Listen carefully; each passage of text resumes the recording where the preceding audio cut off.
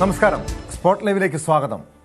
ആലപ്പുഴ മാന്നാർ കലാകൊലക്കേസിൽ ഉണ്ടായ വൻ വഴിത്തിരിവും കർണാടക ധർമ്മസ്ഥലയിൽ 100ഓളം പേരുടെ മൃതദേഹങ്ങൾ മറവ് ചെയ്യാൻ നിർബന്ധിതനായെന്ന മുൻ ജീവനക്കാരന്റെ വെളിപ്പെടുത്തലുമാണ് സ്പോട്ട് ലൈവ് പരിശോധിക്കുന്നത്. ആദ്യം കർണാടകയിലേക്കാണ്. ധർമ്മസ്ഥലയിൽ 100ഓളം പേരുടെ മൃതദേഹങ്ങൾ മറവ് ചെയ്യാൻ നിർബന്ധിതനായെന്ന മുൻ ജീവനക്കാരന്റെ വെളിപ്പെടുത്തൽ പോലീസ് അന്വേഷണം ആരംഭിച്ചു. പ്രായപൂർത്തിയാകാത്ത പെൺകുട്ടികളടക്കം ക്രൂര ബലാത്സംഗത്തിനിരയായെന്ന ജീവനക്കാരന്റെ പരാതിയിൽ കോടതി നിർദ്ദേശത്തെ തുടർന്നാണ് ധർമ്മസ്ഥല പോലീസ് കേസെടുക്കാൻ തയ്യാറായത്. തെളിവുകൾ സഹിതമാണ് ശുചീകരണ തൊഴിലാളി കോടതിയിൽ പരാതി സമർപ്പിച്ചിരിക്കുന്നത്. വിവരങ്ങളുമായി കെ വി ബൈജു ചേരുന്നുണ്ട്.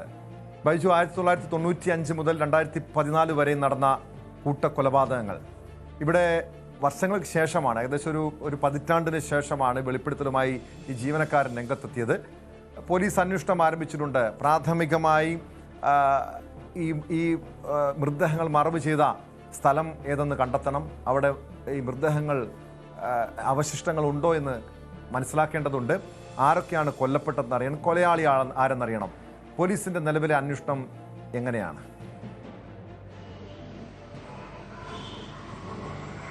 ടോമെ, ഇന്ന് രാവിലെ ധർമ്മസ്ഥല പോലീസുമായി നമ്മൾ ബന്ധപ്പെട്ടിരുന്നു.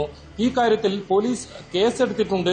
അതായത് ബൽത്തങ്ങാടി കോടതിയുടെ നിർദ്ദേശപ്രകാരം ഈ സംഭവം അന്വേഷിക്കാൻ പോലീസ് കേസെടുത്ത് അന്വേഷണം ആരംഭിച്ചിട്ടുണ്ട്. പക്ഷേ മറ്റ് കൂടുതൽ വിവരങ്ങളൊന്നും പോലീസ് പങ്കുവെക്കാൻ തയ്യാറായിട്ടില്ല. എന്തായാലും നിലവിൽ ഈ ശുചീകരണ തൊഴിലാളി ചൂണ്ടിക്കാട്ടിയ സ്ഥലങ്ങൾ, ആ സ്ഥലങ്ങൾ കുഴിച്ച് പരിശോധിക്കാനാണ് പോലീസിന്റെ ഒരു നീക്കം. അത് എന്നത്തേക്ക് ഉണ്ടാകുമെന്ന കാര്യത്തിൽ ഒരു വ്യക്തത ഇതുവരെ വന്നിട്ടില്ല. നമ്മൾ മനസ്സിലാക്കുന്നത് വെള്ളിയാഴ്ചയോടുകൂടി അത്തരം നടപടികളിലേക്ക് പോലീസ് കടക്കുമെന്നാണ്.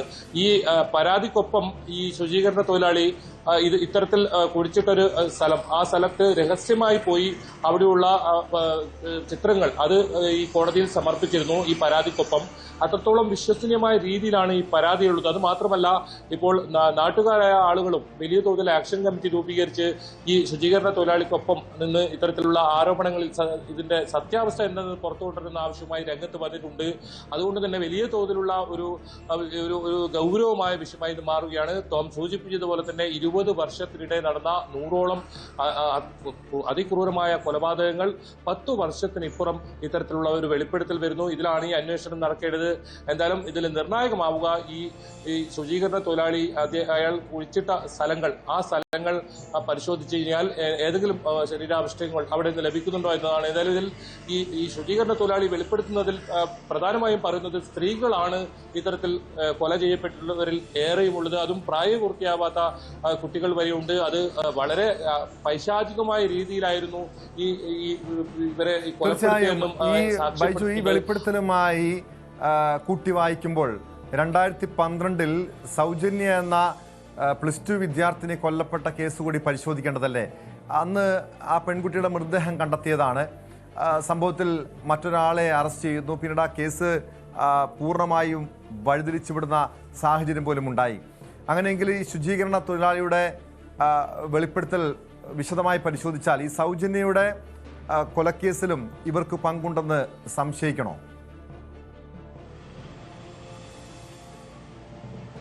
തീർച്ചയായും ടോമെ, അത് വളരെ പ്രധാനപ്പെട്ട കാര്യമാണ്. 2012 ഒക്ടോബർ 9 അതിക്രൂരമായി കൊല ചെയ്യപ്പെട്ട സൗജന്യ എന്ന +2 വിദ്യാർത്ഥി, ആ വിദ്യാർത്ഥിയുടെ കൊലപാതകവുമായി ബന്ധപ്പെട്ട് ഈ പരാതിയിൽ തന്നെ ഈ കാര്യം പരാമർശിക്കുന്നുണ്ട്. അത്രത്തോളം വളരെ സങ്കടകരമായ രീതിയിലായിരുന്നു ആ മൃതദേഹം എന്ന്. അത് അടിവസ്ത്രം പോലും ഇല്ലാതെ സ്കൂൾ യൂണിഫോമിൽ, സ്കൂൾ ബാഗ് ഉൾപ്പെടെയായിരുന്നു ആ കുട്ടിയെ കണ്ടെത്തിയിരുന്നത്. വലിയ തോതിൽ ബലാത്സംഗത്തിന് ഇരയാക്കി ഇത്തരത്തിൽ കൊല ചെയ്യപ്പെട്ട രീതിയിലായിരുന്നു കണ്ടെത്തിയത്. എന്നാലും ആ കാര്യത്തിൽ കൂടി അന്വേഷണം വേണമെന്ന ഇവരുടെ മാതാപിതാക്കളും ഇപ്പോൾ ആവശ്യം ഉന്നയിച്ചിട്ടുണ്ട്. നേരത്തെ CBI ഒക്കെ അന്വേഷിച്ച വലിയ തോതിൽ പ്രതിഷേധമുണ്ടായ ഒരു കേസാണ്.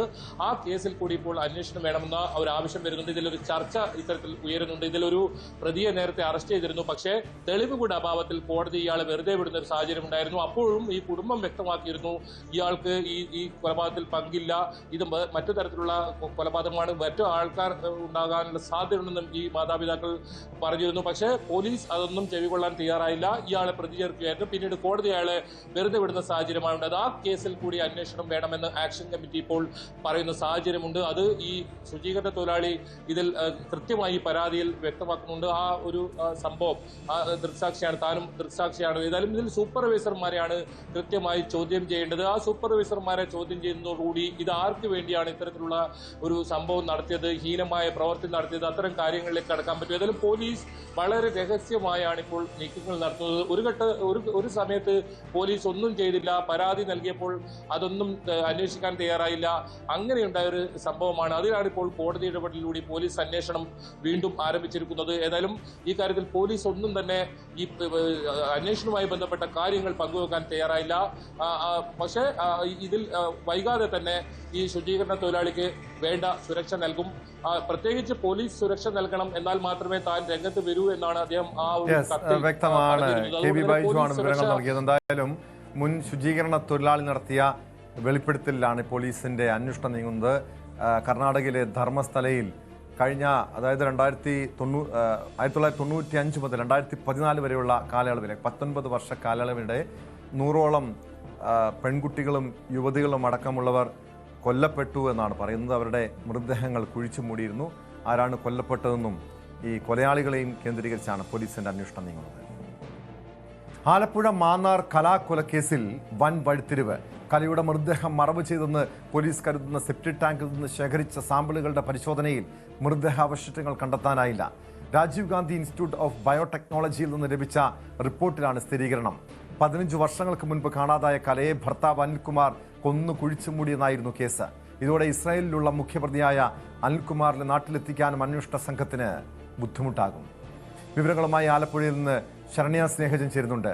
ശരണ്യ, ഏറെ പ്രമാദമായ, കാരണം വർഷങ്ങൾക്ക് ശേഷമാണ് ദൃശ്യം സിനിമ ഇറങ്ങുന്നതിന് മുൻപേ ദൃശ്യം മോഡലിൽ ഒരു കൊലപാതകം നടന്ന വാർത്ത കേരളമേറെ ചർച്ച ചെയ്തത്. ഈ വിഷയത്തിൽ പക്ഷേ പോലീസിനെ സംബന്ധിച്ച് നിർണായകമായിട്ടുള്ള തെളിവായിരുന്നു സെപ്റ്റിക് ടാങ്കിൽ നിന്നും ശേഖരിച്ച സാമ്പിളുകൾ. പരിശോധനയിൽ മൃതദേഹാവശിഷ്ടങ്ങൾ കണ്ടെത്താനായിട്ടില്ല. ഇനി എങ്ങനെ ഈ കലയുടെ കൊലപാതകവുമായി ബന്ധപ്പെട്ട കേസിൽ പോലീസിനെ സംബന്ധിച്ച് എങ്ങനെ ഈ അന്വേഷണം മുന്നോട്ട് കൊണ്ടുപോകാൻ കഴിയും?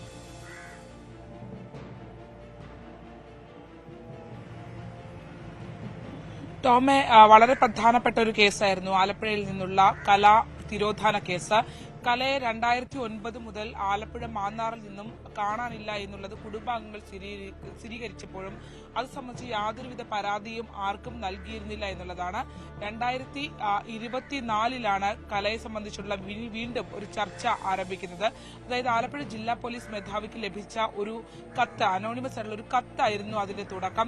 മാത്രമല്ല കത്തിനകത്ത് കലയെ ഈ കേസിലെ പ്രതികളെന്ന് പറയുന്ന ആളുകൾ ചേർന്ന് കൊലപ്പെടുത്തി കുഴിച്ചുമൂടി എന്നുള്ളതായിരുന്നു ആ കത്തിന്റെ ഉള്ളടക്കം. ഒപ്പം തന്നെ അമ്പലപ്പുഴ പോലീസിൽ ഈ കേസിലെ പ്രതികളുടെ ഒരാളുടെ ഭാര്യയെ നൽകിയ ഗാർഹിക പീഡനവുമായി ബന്ധപ്പെട്ട പരാതിയിൽ മൊഴി നൽകവേ ഒരാളെ കൊന്നു കുഴിച്ചുമൂടിയിട്ട് പോലും ആരും ചോദിക്കാനില്ല എന്ന ഒരു വിവരം ഈ പ്രതികളിൽ ഒരാളെ പങ്കുവച്ചു എന്നുള്ളത് അയാളുടെ ഭാര്യ നൽകിയ മൊഴിയുടെയും അടിസ്ഥാനത്തിലായിരുന്നു പിന്നീട് അന്വേഷണവുമായി പോലീസ് മുന്നോട്ട് പോയത്.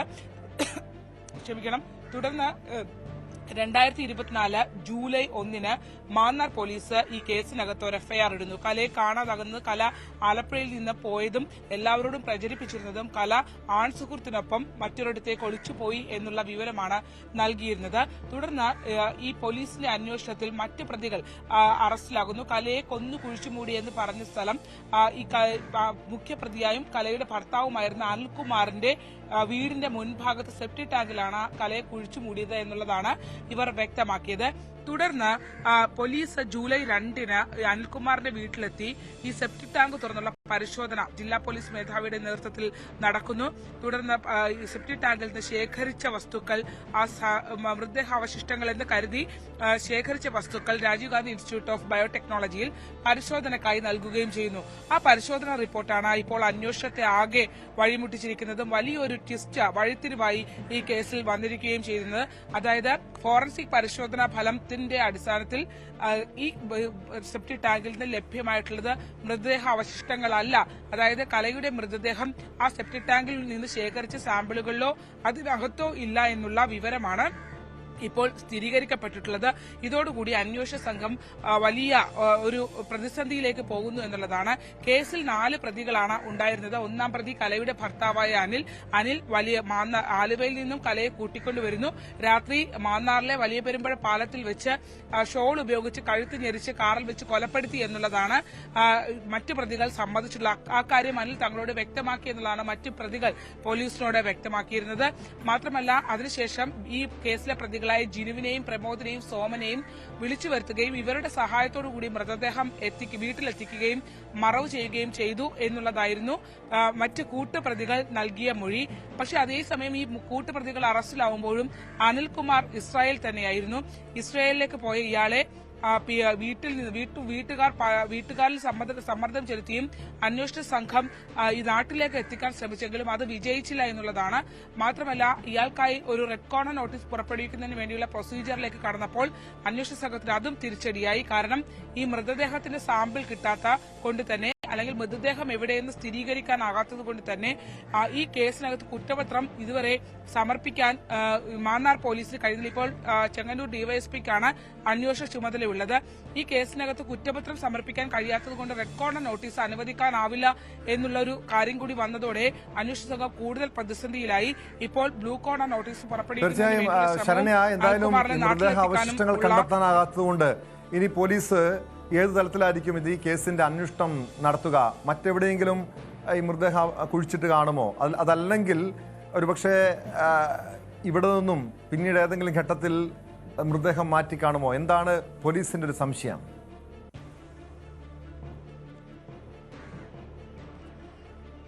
അത്തരമൊരു കാര്യം ഇതിനകത്ത് സംഭവിച്ചിട്ടുണ്ടാകാം എന്നുള്ള സംശയങ്ങൾ നിലനിൽക്കുന്നുണ്ട്. കാരണം ഈ ആളുകൾ ബന്ധുക്കൾ അറിഞ്ഞാണല്ലോ പ്രത്യേകിച്ച് ഒരു സാക്ഷിമൊഴി കൂടി ഈ കേസിനകത്ത് ഉണ്ടായിരുന്നു.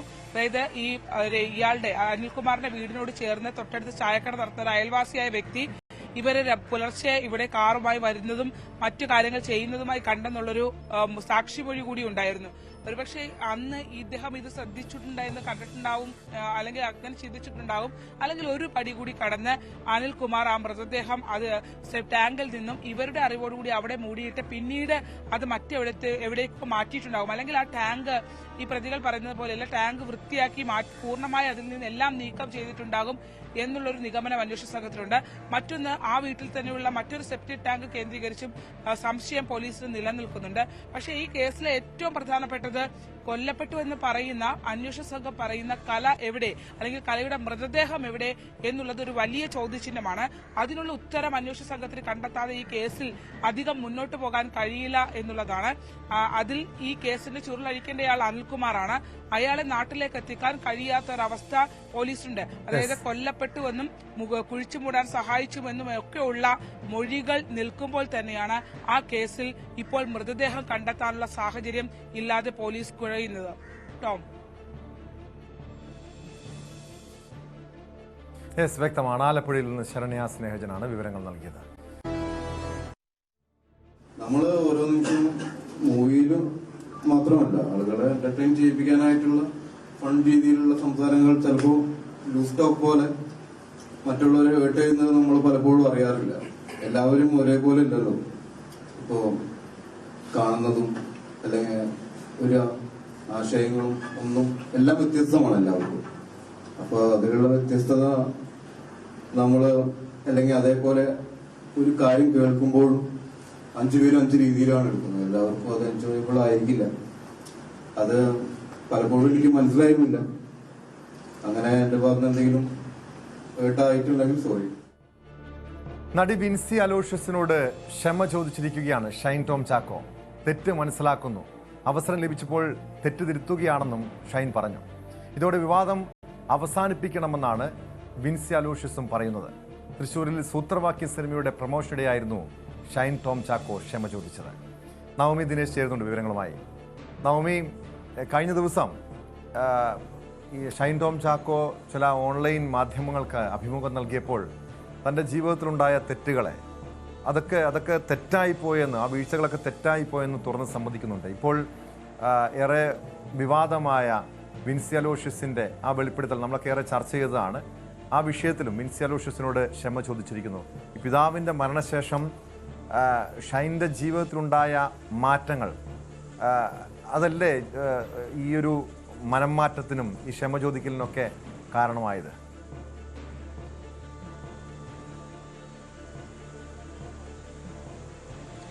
അതെ ടോം, ഷൈൻ ടോം ചാക്കോ കഴിഞ്ഞ കുറച്ച് ദിവസങ്ങളായി അനുഭവിക്കുന്ന അല്ലെങ്കിൽ ഷൈൻ ടോം ചാക്കോയുടെ ജീവിതത്തിലുണ്ടായ വലിയ തിരിച്ചടികൾ തന്നെയാണ് ഇങ്ങനെ ഒരു മനംമാറ്റത്തിനും ഇപ്പോൾ വീണ്ടും ക്യാമറയ്ക്ക് മുന്നിൽ എത്ര പക്വതയോടെയാണ് ഷൈൻ ടോം ചാക്കോ എത്തുന്നത് നമുക്ക് കാണുമ്പോൾ തന്നെ അറിയാം. അതെല്ലാം അദ്ദേഹത്തിന്റെ ജീവിതത്തിലുണ്ടായ തിരിച്ചടികൾ അല്ലെങ്കിൽ അദ്ദേഹം നയിച്ച ജീവിതം അത് എത്രമാത്രം മോശമായിരുന്നു എന്ന തിരിച്ചറിവ് തന്നെയാണ് ഇപ്പോൾ ഈ വിൻസിയോട് ക്ഷമ വരെ ചോദിക്കുന്ന നിലയിലേക്ക് ഷൈൻ ടോം ചാക്കോയെ എത്തിച്ചതെന്ന് നമുക്ക് നിസ്സംശയം പറയാൻ കഴിയും. ഈ സൂത്രവാക്യം സിനിമയുമായി ബന്ധപ്പെട്ട ഷൂട്ടിംഗ് ലൊക്കേഷനിലായിരുന്നു ഷൈൻ ടോം ചാക്കോയിൽ നിന്നും ചില മോശമായിട്ടുള്ള പരാമർശങ്ങളും ചില മോശം പെരുമാറ്റവും വിൻസി അലോഷ്യസിന് ബുദ്ധിമുട്ടാകുകയും പിന്നീട് അവർ സിനിമാ സംഘടനകൾ അമ്മയ്ക്കും ഫെഫ്കയ്ക്കും അടക്കം പരാതി നൽകുന്ന ഒരു സാഹചര്യം ഉണ്ടായി. ഇതിന് പിന്നാലെ ഇത് വലിയ ചർച്ചയാകുകയും ഒരു പോലീസിലേക്കെന്ന പരാതിയുമായി പോകാൻ തയ്യാറല്ല എന്ന് തുടക്കം മുതൽ തന്നെ വിൻസി പറഞ്ഞിരുന്നു. സർക്കാർ ഉൾപ്പെടെ ഇത് മന്ത്രിമാരുൾപ്പെടെ ഇക്കാര്യങ്ങൾ അറിയുകയും വിൻസിയുമായി സംസാരിക്കുകയും ഇടപെടൽ നടത്തുകയും ഒക്കെ ചെയ്തിരുന്നു. അപ്പോഴും ഷൈൻ്റെ ഈ പെരുമാറ്റത്തിൽ തനിക്കുണ്ടായ വിഷമം അതിന് മാത്രമാണ് തന്റെ പരാതി എന്ന് ആവർത്തിച്ച് വിൻസി പറയുകയും ഏറ്റവും ഒടുവിൽ നിർമ്മാതാക്കൾ ഈ സിനിമയുടെ നിർമ്മാതാക്കളും ഈ ഇരുവരും ഷൈനും വിൻസിയും ഒക്കെ ചേർന്ന് ഒരു ചർച്ച നടത്തി. ആ ചർച്ചയിലും ഷൈൻ ടോം ചാക്കോ വിൻസിയോട് മാപ്പ് പറയുകയും തന്റെ ഭാഗത്ത് നിന്നും മോശമായിട്ടുള്ള പെരുമാറ്റം ഉണ്ടായെങ്കിൽ അതിൽ ഖേദം പ്രകടിപ്പിക്കുകയും ഒക്കെ ചെയ്തിരുന്നു. വിൻസി പിന്നീട് ഇവർ തമ്മിലുള്ള പ്രശ്നങ്ങൾ തീർന്നു എന്ന് മാധ്യമങ്ങളോട് പറയുകയും പിരിയുന്ന സാഹചര്യമുണ്ടായി. അതിനുശേഷമാണ് ഷൈൻ ടോം ചാക്കോയുടെ ജീവിതത്തിലുണ്ടായ വലിയ തിരിച്ചടികൾ. അച്ഛൻ്റെ നഷ്ടം, പിന്നീട് ഈ ഡി അഡിക്ഷൻ സെന്ററിലേക്ക് പോകുന്ന ഷൈൻ ടോം ചാക്കോ ഇതിൽ നിന്നെല്ലാം മുക്തമായിക്കൊണ്ടിരിക്കുകയാണ്. ഈ ലഹരിയിൽ നിന്ന് മുക്തമായിക്കൊണ്ടിരിക്കുകയാണ് ഷൈൻ. ഇപ്പോൾ എന്തായാലും ജീവിതത്തിലേക്ക് തിരിച്ചു വരുന്നു. വീണ്ടും സിനിമയിൽ സജീവമാകുമ്പോൾ ആ സൂത്രവാക്യം സിനിമയുടെ പ്രൊമോഷന്റെ ഭാഗമായാണ് ഇരുവരും ഇന്ന് തൃശ്ശൂർ എത്തിയത്. അവിടെ മാധ്യമങ്ങളുടെ ചോദ്യങ്ങൾക്ക് മറുപടി പറയുകയായിരുന്നു ഷൈൻ ടോം ചാക്കോ. വിൻസിക്ക് തന്റെ പെരുമാറ്റത്തിൽ വിൻസിക്ക് വിഷമമുണ്ടാക്കിയെങ്കിൽ അത് താൻ ക്ഷമ ചോദിക്കുന്നു, അത് തനിക്ക് ഏറെ വിഷമമുണ്ടെന്ന് ഷൈൻ തീർച്ചയായും ആ ഒരു മാറ്റത്തെ നമ്മൾ ഉൾക്കൊള്ളണം. കാരണം ഇതിനു മുൻപുള്ള പല പത്രസമ്മേളനങ്ങളിലും മാധ്യമങ്ങളോട് ഷൈൻ ടോം ചാക്കോ സംസാരിച്ചിരുന്ന ശൈലി പോലുമല്ല. മുൻപൊക്കെ ഭയങ്കര ഒരു അസഹിഷ്ണുത പ്രകടിപ്പിച്ചിരുന്നെങ്കിൽ ചോദ്യങ്ങളോട് വളരെ പോസിറ്റീവായിട്ട് പ്രതികരിക്കുന്നു. ഒരു പൂർണ്ണമായും ഈ ലഹരിയിൽ നിന്നും ഒരു പരിധിവരെ മുക്തനായി എന്ന് പറയുന്നുണ്ട്. ഒരു വലിയ മാറ്റം ഇത് നമ്മൾ അംഗീകരിക്കേണ്ടതാണ്. ഇതുപോലുള്ള ഈ ഒരു മാതൃക, കാരണം ഒരാൾ തെറ്റ് പറ്റിയെന്ന് തുറന്ന് സമ്മതിക്കുന്നതാണ് ഏറ്റവും വലിയ ഒരു മഹത്തരമായിട്ടുള്ള കാര്യം. ഇവിടെയും ഷൈൻ ടോം ചാക്കോയുടെ ഈ മാറ്റം മറ്റ് നടന്മാർ, കാരണം പ്രത്യേകിച്ചും സിനിമാ മേഖലയിൽ ഈ ലഹരിയുടെ ഉപയോഗം വലിയ രീതിയിൽ വർദ്ധിക്കുന്നതൊക്കെ നമ്മൾ ചർച്ച ചെയ്തിട്ടുള്ളതാണ്. പ്രത്യേകിച്ച് സിനിമാ രംഗത്തുള്ളവർ, കലാരംഗത്തുള്ളവർ വലിയ രീതിയിൽ ലഹരിയുടെ അടിമകളായി മാറുന്നൊരു സാഹചര്യമുണ്ട്. അവർക്കൊക്കെ മാതൃകയാക്കാവുന്നതല്ലേ ഷൈൻ്റെ ഈ മാറ്റം? നവമി, തീർച്ചയായും ടോം, നമ്മുടെ പൊതുസമൂഹത്തിന് മുന്നിൽ മാതൃകയായി തന്നെ മുന്നിൽ വെക്കാൻ പറ്റുന്ന ഒരാൾ തന്നെയാണ് ഷൈൻ ടോം ചാക്കോ. കാരണം ഒരു ലഹരി ഉപയോഗം ഒരു മനുഷ്യനെ ഏതൊക്കെ രീതിയിലേക്ക് മാറ്റും അല്ലെങ്കിൽ ഒരാളുടെ ജീവിതത്തിൽ ഏതൊക്കെ തരത്തിൽ പതനങ്ങൾ ഉണ്ടാക്കുമെന്നതിൽ ഏറ്റവും ഉദാഹരണം ഷൈൻ ടോം ചാക്കോയായിരുന്നു. തുടരെയുള്ള കേസുകൾ, പിന്നീടുള്ള ചോദ്യം ചെയ്യലുകൾ, മൊഴിയെടുക്കൽ, അങ്ങനെ ഹോട്ടലിൽ നിന്നും ഇറങ്ങി ഓടുന്നു. അങ്ങനെ ഷൈൻ്റെ ജീവിതം വലിയ ഈ സിനിമ പോലെ തന്നെ ഒരുപാട് കയറ്റിറക്കങ്ങൾ ഉണ്ടായിരുന്ന ഒരു ജീവിതമായിരുന്നു ഷൈൻ ടോം ചാക്കോൻ്റെത്. ഏറ്റവും ഒടുവിലായി അച്ഛൻ്റെ മരണമാണ് ഷൈൻ ടോം ചാക്കോയെ തിരിച്ച് ജീവിതത്തിലേക്ക് കൊണ്ടുവരാൻ, അല്ലെങ്കിൽ താൻ ചെയ്ത തെറ്റെല്ലാം തിരിച്ചറിയുന്നത് വേണ്ടി തൻ്റെ അച്ഛൻ്റെ ജീവൻ നഷ്ടപ്പെടുന്ന അവസ്ഥ വരെ ഷൈൻ എത്തുന്ന സാഹചര്യമുണ്ടായി. അതും സ്വന്തം ചികിത്സയ്ക്ക് വേണ്ടി ഡി അഡിക്ഷൻ സെന്ററിന് പോകുന്നതിന് വേണ്ടി കുടുംബത്തോടൊപ്പം പോയതായിരുന്നു ഷൈൻ ടോം ചാക്കോ. അതും താൻ കാരണമാണ് തൻ്റെ പിതാവിൻ്റെ ജീവൻ നഷ്ടമായെന്ന ഒരു കുറ്റബോധം ഒരു ഭാഗത്ത് ഷൈന് ഇപ്പോഴും വേട്ടയാടുന്നുണ്ട്. പക്ഷേ തിരിച്ച് ജീവിതത്തിലേക്ക് വരണം, തൻ്റെ അമ്മയ്ക്കും സഹോദരങ്ങൾക്കും മറ്റാരുമില്ല, താങ്ങായും തണലായും താൻ മാത്രമേ ഉള്ളൂ എന്ന തിരിച്ചറിവാണ് ഷൈൻ ടോം ചാക്കോയെ തിരിച്ച് വീണ്ടും ജീവിതത്തിലേക്ക് വരുവാനും വീണ്ടും സിനിമകളിൽ സജീവമാകാനും ഒക്കെ പ്രേരിപ്പിക്കുന്ന ഒരു ഘടകം എന്ന് പറയാം.